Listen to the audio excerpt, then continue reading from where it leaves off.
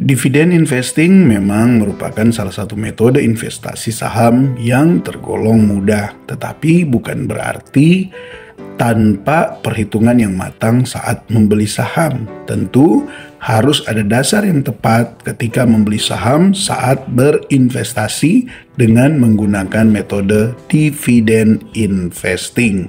Nah, Anda sendiri ketika Anda berinvestasi untuk membeli saham yang membagikan dividen, kriteria-kriteria seperti apa yang Anda inginkan? Tuliskan pendapat Anda di kolom komentar untuk kita semua belajar bersama di channel ini. Tetap semangat berinvestasi. Salam IHSG. Investor harus selalu gembira. Sobat investor, pada kesempatan ini kita masuk dalam seri dividen untuk kita membahas strategi-strategi dalam metode dividend investing. Nah, pada kesempatan ini kita akan mencari saham big caps yang rajin membagikan dividen yang masih murah valuasinya secara PI dengan ROE-nya yang juga cukup baik. Nah, dua matriks ini menjadi bagian penting dalam pembahasan ini karena PE ratio menandakan kualitas emiten dalam mencetak laba bersih, dan ketika PE ratio-nya masih rendah dibandingkan dengan harga saham saat ini, tentu itu merupakan kesempatan untuk kita membeli, terlebih khusus untuk dividend investing. Dengan PE ratio yang masih murah di emiten yang rutin membagikan dividen, tandanya kita berkesempatan untuk mendapatkan dividen yield yang lebih tinggi bandingkan dengan PE ratio-nya yang sudah cukup tinggi atau mahal. Kemudian yang kedua, return on equity.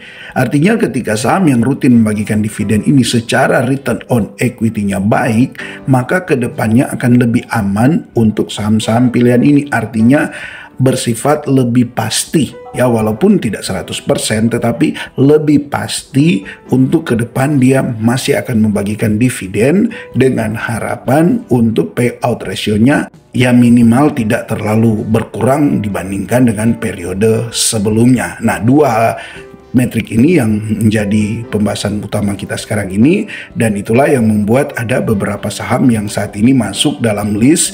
Mari kita lihat. Nah, di sini ada 5 saham yang masuk dalam pembahasan kali ini. Tentunya untuk 5 saham ini adalah pilihan. Silakan Anda memilih mana yang lebih baik di antara 5 saham ini. Atau kita akan membahas 5 saham ini secara singkat untuk kita melihat bahwa secara PE ratio-nya dia masih murah dan juga untuk return on equity-nya ini cukup bagus. Kita mulai dari saham yang pertama, yaitu saham GEMS. Untuk saham Golden Energy Mines ini memang secara harga kalau kita lihat di sepanjang tahun berjalan ini sudah naik 64%. Namun mari kita lihat untuk PE ratio-nya terpantau di sini. Secara PE ratio untuk annualize-nya dia ada di 5,18 dan untuk secara TTM-nya ada di angka 7,74. Artinya ini memang secara PE ratio untuk GEMS ini masih tergolong bagus. Dan mari kita lihat untuk profitability-nya. Kita lihat di sini untuk profitability dari GEMS ini untuk return on asset dia TTM ada di 33%. Sedangkan untuk return on equity ini adalah matriks yang juga merupakan penting dalam dividend investing. Dia saat ini ada di angka 56,68%. Artinya secara return on equity dia cukup bagus. Nah, ini yang menjadi standar untuk kita membeli saham dengan menggunakan metode dividend investing, dan saham Golden Energy Mines ini masuk dalam kriteria tersebut. Hanya memang mungkin tinggal Anda memperhitungkan dari segi harganya yang memang di sepanjang tahun terakhir ini, bahkan kalau kita lihat ya, di khususnya di 3 bulan terakhir ini dia sudah naik 58%. Nah, tinggal Anda pertimbangkan apakah saham ini masih layak untuk koleksi masuk dalam portfolio dividen investing Anda, karena jika sekalipun sudah naik cukup tinggi harganya, namun jika dilihat dari PE ratio dia masih cukup bagus, yaitu ada di angka 5,18 secara annualized dan 7,74 secara TTM. Dan kalau kita memantau dari EPS-nya, jika disetahunkan maka tahun 2024 ini lebih tinggi dari tahun 2023 kemarin. Secara tahunan untuk EPS-nya ini naik cukup tinggi, untuk EPS-nya dari 1.360 menjadi 1.853. Oke, kita masuk di saham yang kedua, saham Adaro Energi Indonesia. Nah, kalau kita melihat untuk Adaro Energi Indonesia, memang untuk pergerakan harganya di sepanjang tahun ini sudah di angka 27% kenaikan harganya. Dan mari kita lihat untuk PE ratio-nya, secara annualized dia ada di 4,28, secara TTM untuk PE ratio-nya ada di angka 4,16. Artinya sekarang ini untuk PE ratio dari Adaro tergolong masih sangat murah. Nah, kita pantau dari profitability-nya, kita lihat return on asset-nya dia ada di angka 14,70%, sedangkan di return on equity-nya dia 21,59%. Dan kalau kita pantau dari EPS Adaro, annualized-nya untuk tahun 2024 memang agak menurun dibandingkan dengan tahun 2023, tetapi menurunnya tidak terlalu dalam, dari 792 ke 743. Ini pun perhitungannya hanya berdasarkan pada Q1 yang disetahunkan. Tidak menutup kemungkinan untuk Adaro ini di Q2, 3, dan 4 bisa mengalami peningkatan, maka bisa terbalik, justru kemungkinan bisa EPS-nya ini lebih tinggi dari tahun buku 2023. Nah, ini untuk Adaro memang masih sangat menarik untuk Adaro untuk Anda perhatikan, karena kalau Anda lihat dari valuasi PE-nya dia masih ada di angka 4. Oke, kita lihat untuk saham yang selanjutnya, yaitu saham United Tractors UNTR.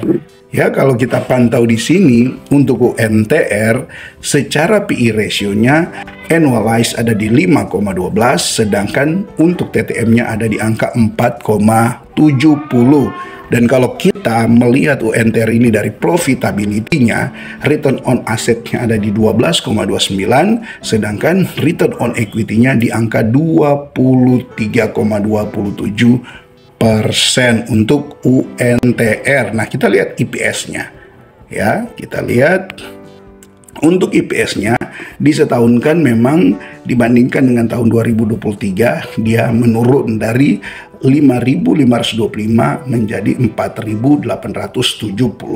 Ini dengan catatan Q2 dan Q3, Q4 itu stabil dibanding dengan Q1. Tapi jika di Q2, 3, dan 4 ini ada peningkatan, maka tidak menutup kemungkinan untuk EPS-nya ini akan menjadi sama, bahkan bisa melampaui tahun buku 2023. Pergerakan harga sahamnya sendiri kita lihat ya, untuk year to date ini secara kenaikan harganya dia baru di kisaran 6,39%. Ini untuk UNTR.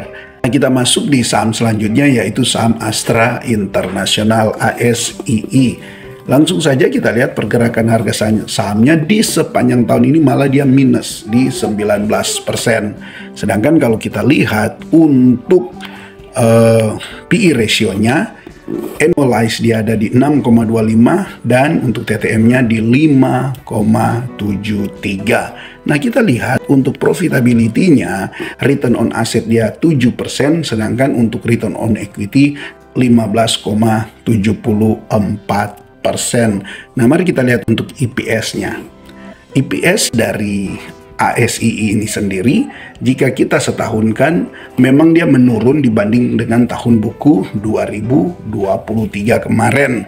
Namun tentu jika kinerja ASII ini membaik di tahun 2024 ini, bisa jadi EPS-nya ini bisa lebih tinggi dari tahun buku 2023. Oke, kita masuk di saham yang terakhir, Indofood Sukses Makmur INDF, yang kalau kita memantau dari pergerakan harganya di sepanjang tahun berjalan, dia masih minus 5,04%. Sedangkan kalau kita melihat dari PE ratio-nya secara annualized dia ada di 5,49, untuk TTM-nya dia ada di angka 7,97. Mari kita pantau dari profitability-nya. Nah, dari profitability memang untuk return on asset dia ada di 3,40%, sedangkan untuk return on equity-nya dia di angka 10,91%. Nah, mari kita lihat untuk EPS-nya. Untuk EPS dari INDF ini kita lihat di sini, jika disetahunkan justru dia bisa lebih tinggi dari EPS tahun buku 2023. Artinya potensi dividen yield yang akan didapatkan di tahun buku 2024 ini bisa lebih besar dari potensi dari dividen yield yang didapatkan di tahun buku 2023 kemarin.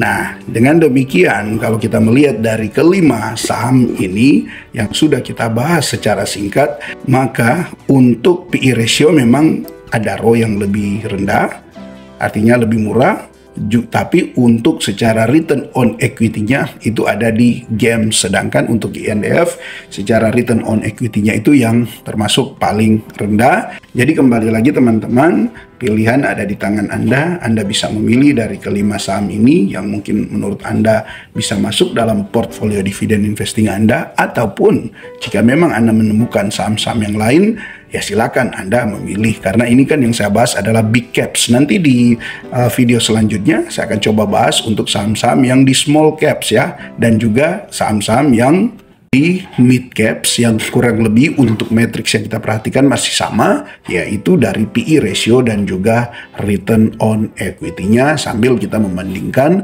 kenaikan harga sahamnya. Oke, itu saja dulu mungkin yang bisa dibagikan di kesempatan ini. Silakan Anda tulis pendapat, komentar Anda berkaitan dengan topik ini. Dan terima kasih untuk Anda yang terus mendukung channel Jejak Saham, yang sudah membagikan super thanks, juga sudah berlangganan, bahkan yang tetap like, subscribe, dan juga share video-video dari Jejak Saham. Sukses selalu, salam IHSG, investor harus selalu gembira.